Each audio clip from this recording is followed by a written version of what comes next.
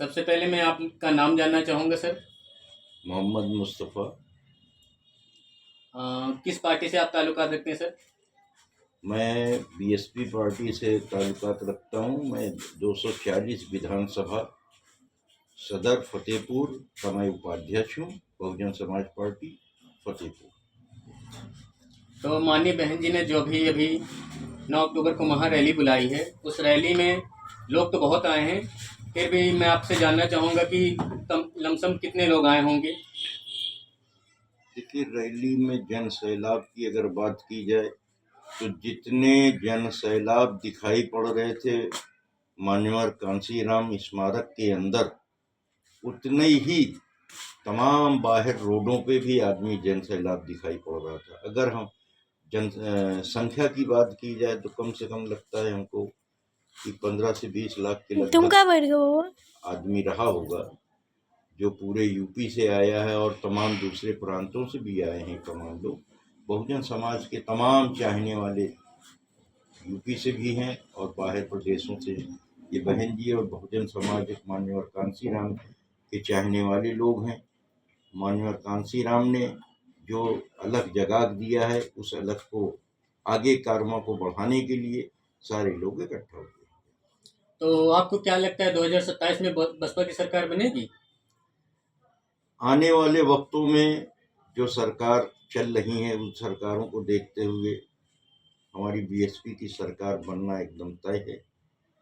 और इसमें बहन जी ने भी जैसे कहा है कि हम 403 की तैयारी कर रहे हैं और हमारा टारगेट 226 का है, तो 226 सीटें हमको लाना ही लाना है हर हाल में, और वो अपने बल पे बीएसपी की सरकार बनाना है। बहन जी को 5वीं बार मुख्यमंत्री बनाएंगे। और हम नहीं कह रहे हैं, ये हमारा तमाम बहुजन समाज, जो आज देख लीजिए, आज यहाँ पे जो जन सैलाब आया हुआ है, इस जन सैलाब की जन भावनाएं एक बता रही हैं। ये जब बहुत परेशान ऊब चुका है पिछले 10 सालों में, इसलिए अब बहन जी की सरकार को चाहता है। और बहन जी एकदम निश्चित सारे सर्व समाज को लेके आएंगी और सर्व समाज के इसके भले के लिए हमारा नारा ही है, जैसे सर्वजन सुखाय सर्वजन सहाय का नारा चल रहा है। सर्वजन सुखाय सर्वजन सहाय का नारा चल रहा है। ये हमारे बीएसपी की वो है, और आने वाले टाइम में आपको इसका परिणाम भी देखने को मिलेगा। और जितनी भी तमाम जाति धर्म और तमाम लिंग भेद की नस्लें वाली जो सरकारें हैं, इनको मुंह की खानी पड़ेगी। और साफ सुथरी छवि वाली और सरकार अनुशासन, शासन, सुशासन की सरकार हमारी सरकार जब थी, जब बहन जी ने, जब जहन जी हमारी मुख्यमंत्री थी, तो सुबह 9 बजे से सारे कर्मचारी अपने ऑफिस में हुआ करते थे। सारे कर्मचारी हनुमान चालीसा पढ़ा करते थे बैठ के, कि हमारे विभाग में बहन जी नाम है तो अच्छा है। कब कहाँ आ जाए, 6 बजे 7 बजे 8 बजे बहन जी कहाँ पहुँच जाए, किसी को कोई पता नहीं। इसलिए आने वाले टाइम में हमारी सरकार 27 में एकदम निश्चित बनना है। और इसमें तमाम हमारे लोगों को, बहुजन समाज के सारे सर्व समाज के लोग इसमें सहयोग करेंगे और वोट देंगे। आपका ये कहाँ तक सत्य है, पर एक विधायक वाली पार्टी और अचानक जो है पूरी सरकार कैसे बना ले? क्या लग रहा है, किस तरह से बना लेगी? सिर्फ जनता आने से थोड़ी ना होता है। अब आपके पीछे देखिए, अभी बहन जी ने जो है बुराई, बीजेपी सरकार की तारीफ करी, उसमें जो है विपक्षी पार्टियां भी पीछे पड़ी हुई हैं, पीडीए की सरकार भी पीछे पड़ी हुई है। इस विषय में क्या कहना चाहेंगे? बहन जी ने जिस तरह से अखिलेश यादव की बुराई करी और योगी जी की तारीफ करी, इसमें क्या राय देना चाहेंगे आप अपनी? देखिए, अखिलेश जी का जो बुराई का मसला है वो ये है, और योगी जी की जो बड़ाई बहन जी ने कर दी है, इन दोनों विषय को एक साथ आप देखिए। जब अखिलेश सरकार थी और मैंने और बहन जी ने एक अनुरोध किया था कि हमारे माने जितने महापुरुष हैं उनके जो प्रांगण बनाए गए हैं उनमें टिकट लगा दिया गया है, उस टिकट का जो भी किराया आता है, जो भी पैसा आता है, उन्हीं में लगा दिया जाए और हमारे तमाम इन मैदानों की रख रखाव देखभाल की जाए। तो वो अखिलेश सरकार ने नहीं किया। उन्हीं के टाइम में तमाम बाउंड्री गिर गई, तमाम मूर्तियों को नुकसान हुआ और मूर्तियां तोड़ी गई, बहन जी की भी मूर्त तोड़ी गई और वहाँ, और उसका आज भी वीडियो है। और ये सब हुआ अखिलेश की सरकार में। और वहीं पे बहन जी ने एक अनुरोध हमारी योगी जी से किया था। वर्तमान भाजपा सरकार के मुख्यमंत्री हमारे योगी जी जो हैं, उनसे बहन जी ने एक अनुरोध किया था कि जो पैसा आप मैदानों से वसूल करते हैं उसका पैसा आप दूसरे मत का पैसा मत दीजिए, लेकिन कम से कम उसी का पैसा उसी प्रांगण में लगा दीजिए। तो जो दीवारें टूट गई हैं, बाउंड्री टूट गई है, रख रखाव नहीं हो रहा है, प्लास्टर उखड़ गया है, साफ सफाई नहीं है, तो पूरे प्रांगण की साफ सफाई, रख रखाव और मूर्तियों की जो देखभाल है उसकी हो जाए, रंग रोगन हो जाए, व्यवस्था अच्छी हो जाए, रोडें, वहाँ की जो फर्श है, तमाम जगह फर्शें टूट गई हैं, लाइटिंग की जो व्यवस्था है वो लाइट खराब हो गई है तमाम जगह, और तमाम जगह बाउंड्री टूटी हुई है, तो सारी व्यवस्था बन जाए। तो योगी सरकार ने उस पर एक्शन लिया और उन विषयों को उन्होंने संज्ञान में लेने के बाद पूरे कांसी मानवर कांसीराम और दिगर रमाबाई भी और तमाम दिगर जितने भी मैदान हैं, सारे मैदानों के रख रखाव के लिए उन्होंने वो पैसा मद का लगाया है। और उसकी बाउंड्रियां टूटी थी, फर्श टूटे थे, रख रखाव देखभाल किया, रंग रोगन किया, मूर्तियों को साफ सुथरा किया, सब कुछ किया। तो बहन जी ने इसके लिए आभार व्यक्त किया कि हमारी ये प्रांगण का जो साफ सफाई देखभाल किया गया, हम उसका आभार अदा करते हैं। और ना कि किसी, देखिए अभी आखिर में आपने भाषण में सुनिए, आपको बीजेपी, कांग्रेस और सपा कांग्रेस के अलावा बहन जी ने बीजेपी की भी बहुत भर्त्सना की है। तमाम विषयों पे सरकार, अनुशासन, शासन के उस पे सरकार को घेरा है। तमाम चीज, आप पूरा भाषण तो उनका सुनिए, 1.5 घंटे का भाषण उनका, आप पूरे भाषण को जब आप सही निगाह से, सही ध्यान से लगा के सुनेंगे तब आपको समझ में आएगा। 25 मिनट 26 मिनट के अंदर आपने ये नए निकाल लिया कि बहन जी ने योगी जी की बड़ाई कर दी और अखिलेश की बुराई कर दी। भाई अखिलेश ने काम नहीं किया। अखिलेश के टाइम पे तमाम सरकार में ऐसे गलत चीजें हुई, तमाम शहरों के नाम बदल दिए गए, तमाम महापुरुषों के नाम से हमारे शहर रखे गए तो वो चले गए, तमाम व्यवस्थाएं बदल दी गई, और अध्यापकों का वेतनमान तमाम रोक दिया गया, स्कॉलरशिप बंद कर दी गई, तमाम पेंशन बंद कर दी गई। सुकन्या पेंशन योजना थी, वो कन्या पेंशन योजना अखिलेश सरकार के टाइम पे बंद कर दी गई।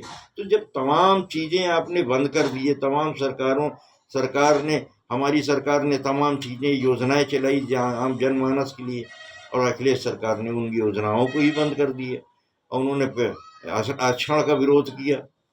तो फिर सरकार क्या है, हम बहन जी ने अगर उनका विरोध किया, बहन जी ने उनके भर्त्सना की और उनको दोगला कहा तो सही कहा है, क्योंकि दोगली नीति है। ऐसे तो कांसीराम, मानवर, अंबेडकर जी की बात करते हैं, लेकिन सरकार में रहने के बाद ये मुकर जाते हैं उसी चीजों से।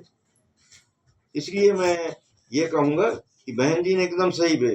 कांग्रेस भी जब भी वो करती है, कांग्रेस भी अम्बेडकरवादी और मानव कांसीराम की बात करती है, लेकिन सही हक में देखा जाए तो कोई सामने आके कोई बात नहीं करता। ऐसे अखिलेश सरकार की बात है, अखिलेश भी यही है, पीठ पीछे आते हैं तो पीडीए की बात करते हैं, जाति और तमाम चीजें हैं इनके में, जाति का बोलबाला रहता है। जितने गुंडागर्दी इनके राज में रहती हो तो बीजेपी में भी नहीं। बीजेपी में शासन व्यवस्था खराब है और इनके में तो जाति व्यवस्था बहुत खराब थी।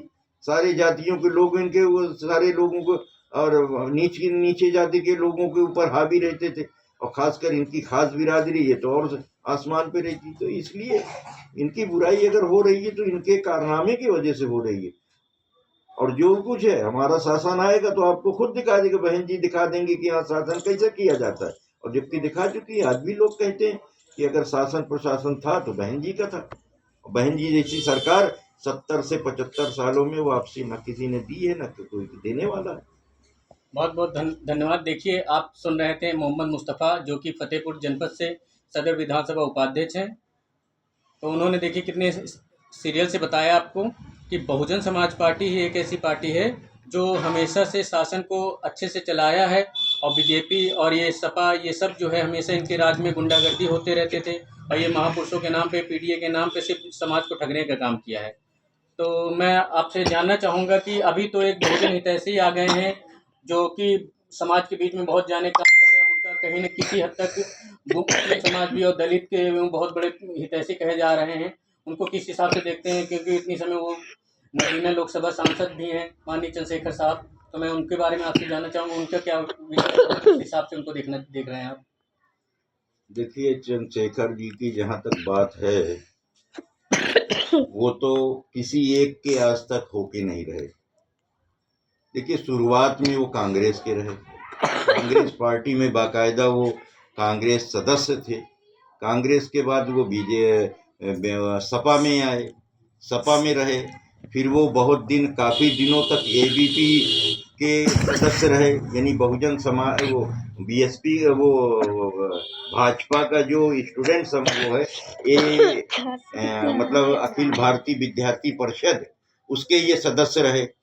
और उसके बाद जो है, इन्होंने पहले तो चिल्ला रहे थे कि हम कोई सरकार न बनाएंगे, हम कोई पार्टी न बनाएंगे, हम कोई पार्टी न बनाएंगे, और आखिर में बहन जी के साथ रहेंगे, हम अपने समाज का भला करेंगे, हम बहन जी के अनुयायी, हम कांसी राम के अनुयायी हैं, हम मान्यवर साहब के मानने वाले हैं, हम बहन जी की बात करें और बीएसपी और बहुजन समाज के साथ रहेंगे। और आज मौका देखा इन्होंने तो अपनी पार्टी बना ली। उनको पार्टी क्या, पार्टी इन्होंने खुद की नहीं बनाई, इन्होंने दूसरों लोगों के बल पे पार्टियां बनाई। एक जो है 4th क्लास कर्मचारी, इनके पिताजी जो शिक्षक थे, एक शिक्षक की जो भी तनख्वाह रही हो, हम कहते हैं आज के दौर में अगर एक शिक्षक की तनख्वाह 1 लाख रुपए है, तो खुलेआम 4 पहिया गाड़ी में वो 24 घंटा घूम नहीं सकता।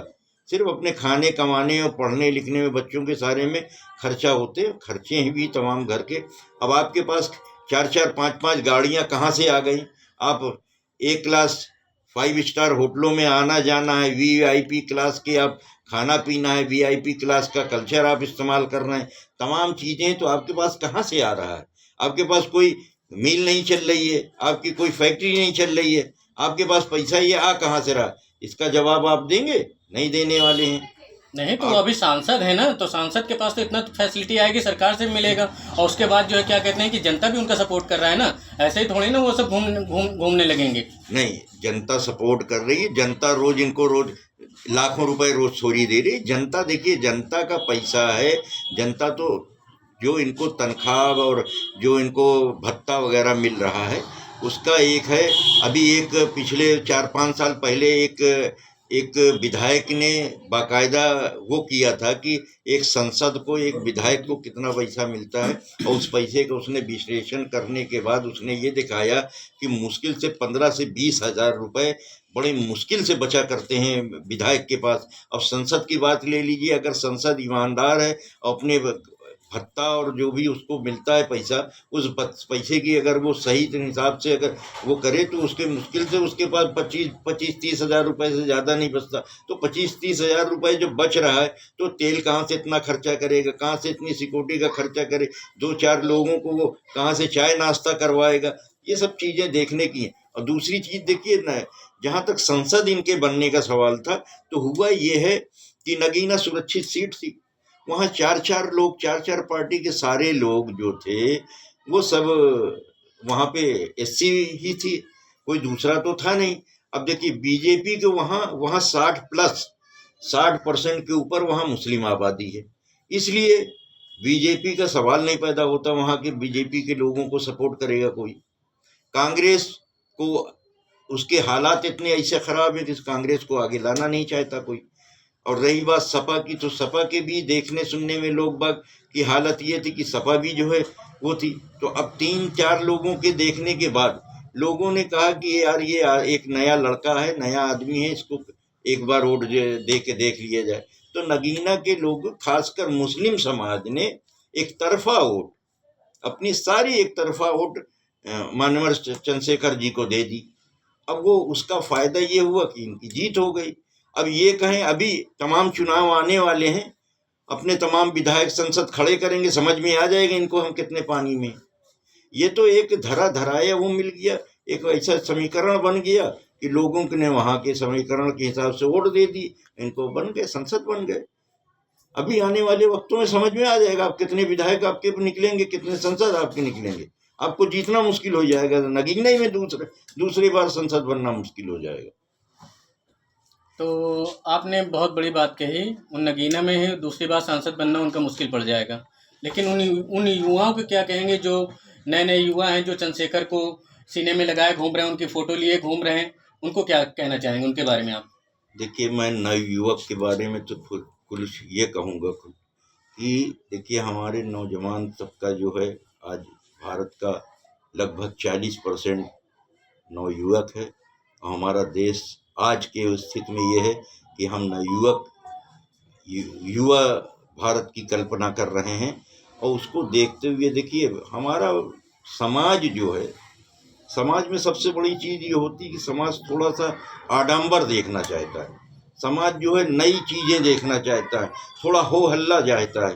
तो हमारे चूँकि नए लड़के हैं, नए तरह के जो युवा हैं, ये युवा में कोई कमी नहीं है, लेकिन युवा हमारे चाहते हैं कि हमारा आइडियल, हमारा हीरो एक ऐसा आदमी हो जो हमको खुल के हमारा साथ दे सके। तो उस साथ देने के चक्कर में हमारे युवा जो है चंद्रशेखर साहब को जो है पे एक छवि देख रहे हैं कि हमारे युवाओं की एक छवि है और हमारी बात को ये मानेंगे, हमारे लिए करेंगे। लेकिन उसका रिएक्शन उल्टा होता है। होता ये है कि जिन जिन क्षेत्रों में अभी तक का जो भी रिकॉर्ड देख लीजिए उठा के, ये जो भी क्षेत्रों में, जिन जिन क्षेत्रों में जहाँ भी धरना प्रदर्शन के चक्कर में गए हैं, और ये धरना प्रदर्शन करते तो हैं, करने के बाद चले आते हैं और उस क्षेत्र के 100, 200, 400 लड़कों और नवयुवकों के ऊपर FIR हो जाता है। अब बताइए, जो लड़के अभी नए लड़के पढ़ के लिए आगे आ रहे हैं, अब वो FIR हो गया, अगर वो उनको सजा होती है, किसी तरह की कानूनी प्रतिक्रिया होती है, तो उनका भविष्य तो अंधकारमय हो गया ना। तो इस भविष्य को अंधकार ना करें। मैं तो युवाओं से कहूँगा, आप किसी के भी साथ में रहें। मैं मना नहीं करता किसी की, मैं किसी की बुराई भी नहीं करता कि कोई नहीं बुरा है, ये नहीं। आप रहिए, जिसके साथ रहना हो आपको रहिए। आपकी स्वच्छ, आप भारत के संविधान के हिसाब से आपको इतना अधिकार मिला हुआ कि आप जब चाहें जिसके साथ रहें। लेकिन कम से कम इतना देख के रहें कि आज हम जो कर रहे हैं, इससे हमको कल नुकसान तो नहीं हो रहा है। अगर कल नुकसान हो रहा है तो उस काम को मत कीजिए। ये मेरी आपसे अनुरोध है, खासकर युवाओं से अनुरोध है कि आने वाले अपने भविष्य को देखें, और भविष्य को देखने के बाद किसी भी पार्टी के उसमें करें। मैं ये नहीं, अपनी किसी पार्टी का मैं विशेष नहीं कर रहा हूँ कि आप इस पार्टी में रहिए, नहीं। आपकी जो मर्जी करे वो आप कीजिए, आप स्वतंत्र हैं इस बात के लिए। लेकिन कम से कम इतना देखिए कि आपका भविष्य खराब ना हो।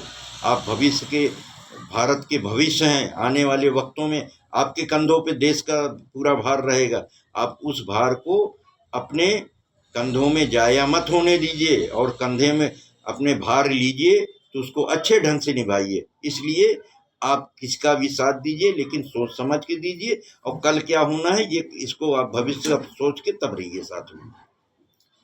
देखिए, बहुत अच्छा बताया आपने युवाओं के बारे में। तो मैं एक चीज़ और जानना चाहूँगा, बसपा जो युवाओं को 50% की बात करती है, पर युवा बहुत कम मुझे दिख रहे हैं। जिस तरह से मैं देख रहा हूँ तो युवाओं की भागीदारी कम दिखती है, पदाधिकारी तो उसी तरह से वही सीनियर लोग, वही पुराने लोग ज़्यादा करते हैं, नई भागीदारी मुझे कम दिख रही है।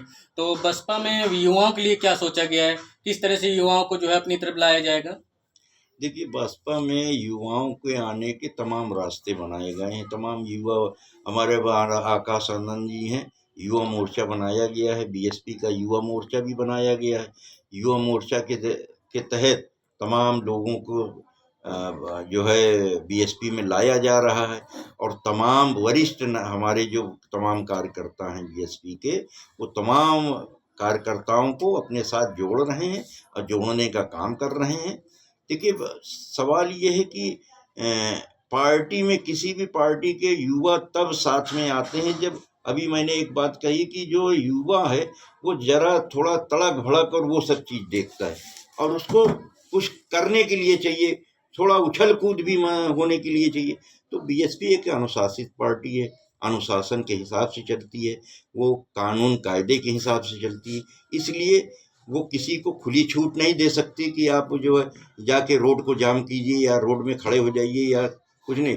BSP अनुशासन के हिसाब से अपना काम करती है। इसलिए अपने युवाओं को, अपने युवा कि बीएसपी ने युवा मोर्चे को बना रखा है, बीएसपी ने विद्यार्थी मोर्चा बना रखा है, बीएसपी में तमाम युवाओं को जोड़ने का काम भी शुरू कर रखा है। और हमारे तमाम युवा, अब आप समझिए कि लगभग 20 साल 25 साल से लेकर 35 से 40 के बीच में हमारे तमाम कोऑर्डिनेटर और तमाम युवा लोग कार्यकर्ता हैं जो समाज को जोड़ने का और जो समाज के साथ चलने का काम कर रहे हैं। इसलिए मुझे उम्मीद है कि आने वाले टाइम में, अभी जब इलेक्शन होगा, इलेक्शन के पहले तमाम यूथ जो है हमारे बीएसपी के साथ यूथ जुड़ेगा और आएगा।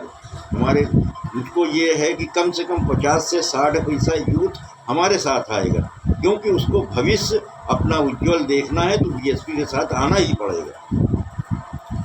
बहुत अच्छे। तो आकाश आनंद जी, युवाओं को लाने के तो 50% की जो भागीदारी की बात बहन जी ने कही है वो एकदम सही है। जी हाँ, एकदम 50 पैसे के ऊपर आएंगे युवा हमारे आएंगे। तमाम बताया ना मैंने कि लगभग 25 से लेके 40 की उम्र के बीच के हमारे तमाम ऐसे कार्यकर्ता हैं, बड़े बड़े पोस्टों पे हैं, जो भागीदारी, युवाओं की भागीदारी सुनिश्चित कर रहे हैं और तमाम युवाओं को जोड़ रहे हैं और तमाम समीकरण बना रहे हैं, युवाओं को जोड़ के हर बिरादरी से, हर समाज से जोड़ के ला रहे हैं। और हमारा तो कहना ही है कि सर्व समाज के लोग हमारे साथ जुड़ रहे हैं, तो उसमें युवा भी जुड़ रहे हैं और युवा बहुत तेज़ी से आएंगे, सामने आएंगे और देखने वाले टाइम में आपके साथ आएंगे। देखना आपके साथ हमारे 50+ युवा आपको दिखाई पड़ेंगे। हाँ, बात तो सही कही आपने। पर ये जो अभिमानी बहन जी ने जो रैली बुलाई, इस रैली को आप कहाँ तक सफल मानते हैं? कितने लोग रहे होंगे लमसम आपके हिसाब से? देखिए, रैली बहन जी ने एक आह्वान किया था अपने तमाम कार्यकर्ताओं के लिए, जिसमें हमारे कार्यकर्ता बीएसपी के और चाहने वाले लोग, समर्थक वहाँ पहुँचे और वहीं पर रोकना, कैमरा बना। लगभग मेरा अपना ख्याल है 15 से 20 लाख की जनसंख्या रही होगी यहाँ पे, क्योंकि जितना तो हमारा ख्याल है कि पूरा मैदान भरा हुआ था। जितना मैदान में आदमी मैदान के अंदर दिख रहा था, मानवर साहब के स्मारक मैदान के अंदर जितना लोग था, उतना ही आदमी हमको लग रहा है कि बाहर रोडों पे खड़ा हुआ आदमी था। जो तमाम ड्रोन से लिए गए वो चित्र और तमाम मीडिया के कवरेज से हिसाब से जो मालूम पड़ता है आज कि कम से कम 15 से 20 लाख लोग रहे होंगे। ये तो एक अभी खाली अंगड़ाई है, अभी आने वाला टाइम बाकी है। जब बीएसपी चाह लेगी तो पूरे 2-4 मैदान, रमाबाई और मानव काशीराम और हमारे अंबेडकर मैदान, सारे मैदान भर जाएंगे। अगर बहन जी एक आह्वान करने की लखनऊ लोगों को आना है तो सारा लखनऊ भर जाएगा। बहुत बहुत धन्यवाद। आप सुन रहे थे मोहम्मद मुस्तफ़ा, सदर विधानसभा, उत्तर प्रदेश, फतेहपुर से। इतनी सीरियल से बताया। और मैं उनसे एक चीज़ और पूछना चाहूँगा कि माननीय बहन जी ने जो 2027 में सरकार बनाने के लिए बोला है, तो किस हद तक सही है? देखिए, हमारा जो अपना मिशन है वो मिशन यही है। 402 विधानसभा जो पूरे यूपी में है, तो हमारा काम पूरा मैं बूथ और सेक्टर वाइज जो चल रहा है वो अच्छा चल रहा है। और 402 पे तो हम इलेक्शन लड़ेंगे, लेकिन मजबूती के साथ आप ये मान के चलिए कि लगभग 225 और 230 सीटें हमारी लगभग सुनिश्चित होंगी, इसमें दो राय नहीं। कैसे आपको लग रहा है कि 230 सीटें लगभग मजबूत हो जाएंगी आपकी? क्योंकि 9 अक्टूबर के बाद अभी तक ऐसा कि आप बीएसपी में कोई कार्यक्रम हो रहा है, कहीं कोई मीटिंग बूथ में काम हो रहा है कि नहीं हो रहा है? देखिए, मीटिंग का बीएसपी की जो 9 तारीख को रैली हुई, इस रैली के बाद बहन जी ने 16 तारीख को तमाम यूपी के हमारे जितने बड़े पदाधिकारी हैं उनकी एक बैठक बुलाई है और उस बैठक में दिशा निर्देश दिया है। और उस दिशा निर्देश के हिसाब से हम बूथ से लेके सेक्टर बूथ तक सब मजबूत करेंगे। और हमारी मजबूती का ही राज है ये कि हमारा अपना वो है कि हम लक्ष्य लेके चल रहे हैं कि हम लड़ेंगे 402 पे, लेकिन हमारा लक्ष्य होगा 230 और 240 सीटों का। और जो हम सुनिश्चित करेंगे अब आने वाले टाइम में, अब ये तो नहीं मैं कर सकता अभी कि नहीं आपको ये बता दूं कि नहीं फला सीट पे ऐसा हो सकता है, नहीं, ये आने वाले वक्त बताएगा कि क्या है कैसा है। वो तो आने वाले टाइम पे इलेक्शन और उसके आसपास जो है वो सारी सीटों का समीकरण जब बनेगा तो आपको कुछ समझ में आ जाएगा कि मैं कहाँ तक सही हूँ या कहाँ तक गलत हूँ। लेकिन ये है कि आने वाला टाइम हमारा है और हमारे बहुजन समाज, हमारे तमाम बहुजन के लोग ये कोशिश कर रहे हैं कि हर हाल में 2027 की बीएसपी की सरकार हो। ये मेरा वादा ऐसा है जो हम तमाम लोगों से, हमारे बीएसपी के कार्यकर्ता ये चाहते हैं और हम भी यही चाहते हैं कि बहन जी 5वीं बार मुख्यमंत्री बने। बहुत बड़ी बात बोली है। देखिए मोहम्मद मुस्तफ़ा साहब ने, माननीय बहन जी ने 2027 में 230 से 226 सीटों तक का जो है प्रण लिया है और उनका नारा भी एक चल रहा है, 2027 की तैयारी है, 226 सीट हमारी है। तो उस नारे के साथ साथ 2027 में माननीय बहन जी 5वीं बार मुख्यमंत्री बनाने का पूरी तरह उनके कार्यकर्ताओं ने सोच रखा है। तो मैं एक बार फिर से जानना चाहूँगा, आपका नाम क्या है सर? मोहम्मद मुस्तफ़ा, मैं विधानसभा 240 सदर फतेहपुर का उपाध्यक्ष हूँ और यूपी विधानसभा उपाध्यक्ष, फतेहपुर विधानसभा 240। बहुत बहुत धन्यवाद मुस्तफ़ा साहब। आप देख रहे थे, मोहम्मद मुस्तफ़ा साहब को सुन रहे थे। अब हम मिलते हैं अगले वीडियो में। नमस्कार।